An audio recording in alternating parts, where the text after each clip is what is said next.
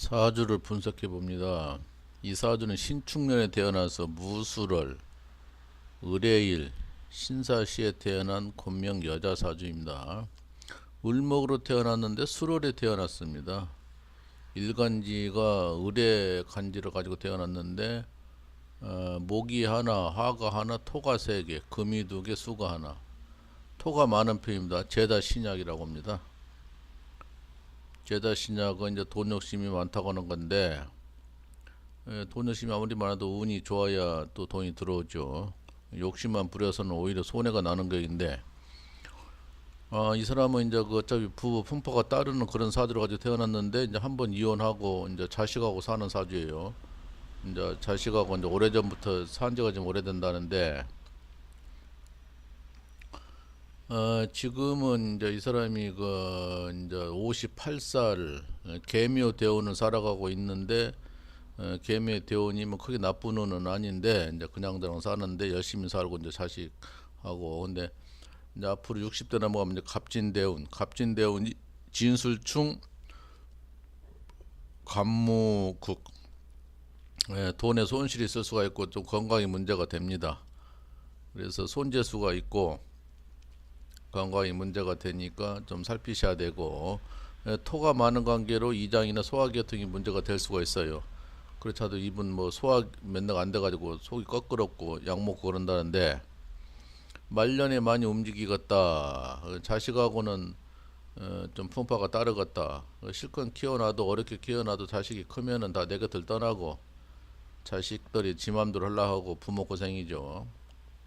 무자식 상팔자란 말이 과거부터 틀린 말이 아닙니다. 자식 없으면은 애롭게 누나도 마음은 편한 거예요. 그래서 무자식 상팔자다 그러는데, 갈수록 그런 것 같아요. 워낙 자식들이 부모를 우습게 하려니까 부모가 돈 없으면 내치고 돈 있으면 그거 뺏어가려고 난리를 치고, 하물며 어떤 사람 신문에 뉴스 나왔잖아요. 그 10억을 주었는데 말년을 책임지기로. 그놈이 의사랍니다. 근데 뭐 나몰라라 해버린 게 10억을 다 주니까. 그러니까 그 아버지가 성질 나니까 재판해가지고 소송 중에 있는데 그 결과는 아직 진행 중에 있으니까 안 나왔습니다만은, 네가 그 내놔라. 네가 책임지고 나를 책임지기로 하고 그 10억을 줬는데 네가 지금 약속 이행을 안 찾냐. 그 의사가 그러니 개망신 당하고, 또 그 아들은 그렇게 개망신 당해도 나는 돈 있으니까 좋다 할까요? 세상살이가 돈 앞에 불불을 안 가리니 참말로 문제입니다. 도덕 눌리는 어디를 갔는가.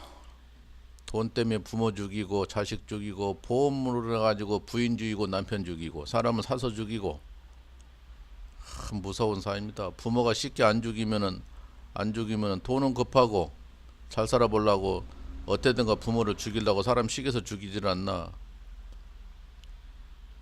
정말로 인격이 매몰라서 큰일 났습니다. 돈이 없으면 찾아오지를 않고 어쩌면 좋아요. 근데 이 아주머니 사주는 부부 풍파는 있어도 그렇게 나쁜 사주는 아닌데 목화 토금수가 골고루 있으니까. 근데 운도 괜찮게 와서 먹고 사는 건 괜찮은데, 지금 이제 58살 됐으니까 이제 몇십 년을 혼자 살다 보니까 애로운 거예요. 그래서 애로움에 지쳤다. 그 애로움이란 게 무서운 것입니다. 그 스트레스 받고 우울증 있으면 걷잡을 수 없는 거예요.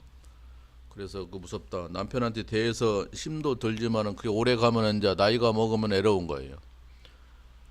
그래서 전문가들 그러잖아요. 그 나이가 먹을수록 애정 표현을 잘하고 서로 만지면서 살아라. 손잡고 다니라. 손잡고 자라.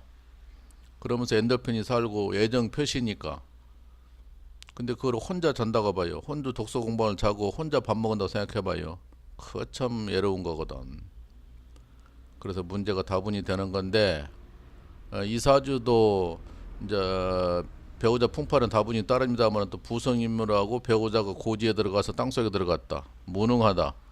이렇게 해서 이제 그 신축대운에 30대에 이혼을 했다고 그러는데, 뭐 이혼이 지금 20년이 넘었답니다. 그냥 얼마나 외로워. 그동안 사는 것은 정신없이 살고 자식 키우느라고 살았는데 이제 나이가 먹으니까 너무너무 허전한 거예요. 자식들이 또 다 내 곁을 떠나가. 너도 떠나가는 것이 정상이지만은 나는 허전한 거예요. 그래서 그 열심히 살 때는 몰랐지만은 나이가 자꾸 먹어가니까 인생 이게 뭔가 허전한 거예요. 그래서 이성을 찾고 싶은 거예요. 그래서 나는 이제 손님들한테 전반적으로 그럽니다. 이성을 사귀어라. 결혼은 안 하더라도 이성을 사귀십시오. 여자고 남자고 이성을 사귀셔야 됩니다. 사귀다가 마음에 들면은 동거를 하든지 살림을 하면 되고 일단은 사귀어라. 그래서 요즘에는 뭐 70 먹어도 자녀들이 전부 다 부모가 70 먹더라도 부모들 입장에서 엄마 아빠 이성 친구 사귀세요. 뜻 있는 사람 있으면 같이 사세요. 다 그런다는 거야. 그러면서 혼인 신고하는 것은 반대해. 부모가 재산이 있으면은 여자한테 남자한테 재산을 뺏기는지 알고 그래서 그 문제를 명확히 해야 된다고 전문 변호사들도 얘기하더군요. 그냥 그거 이제 냉철히 하면 돼요. 재산은 손 안 대겠다. 재산은 너 것이다. 그래서 그 윤무숙 씨도 재혼하는 과정에서 딸들이 반대했는데 그 3분의 1씩 분할을 해줬답니다. 그렇게 하면 되는 거죠. 그래서 아버지나 어머니가 와서 자기 인생이니까 알아서 해야 돼. 뜻 있는 사람 있으면 만나고 같이 살고 그래야지요. 재산 때문에 그게 이유가 된다면 재산을 분할시켜주든지 약속하면 되는 거죠. 문제가 많고 말만 자식이지 자식 입장에서는 전부 다 돈 앞에 물불 가린다. 이런 입장인데 갑진대운이 썩 좋지는 않고 그 말년에도 그렇게 좋지가 않아요. 그래서 이 사람도 이성을 사귀어서 친구 삼아서 지내세요. 이제 그렇게 얘기했던 사주인데, 이거 참 문제가 있습니다. 그래서 어차피 가부살도 들어있고 부성 임무도 있고 사회충도 있으니까 한 번은 실패하지만 그래 이제 혼인 신고 안 하고 이성 친구를 만나던가 왔다 갔다 하면 좋죠. 뭐 그렇게 하라고 뭐 이 얘기는 권했습니다만은 많이 애롭답니다. 많이. 이제 운이 나쁘면 더욱 더 애로운 거예요. 운이 나쁘게 흘러가면은. 그래서 그 애로움이라는 것은 정신 못 차리는 거예요. 그래서 우울증 시달리면은 혼자 자살하고 걷잡을 수 없는 겁니다. 그래서 이성이라는 게 좋고 한 입을 잡고 드는 게 좋고 서로 언수 같지 않으면은 남편 여편이 다 좋은 거죠. 남편은 돌아서면 남편이니까 남편이라고 한 거예요.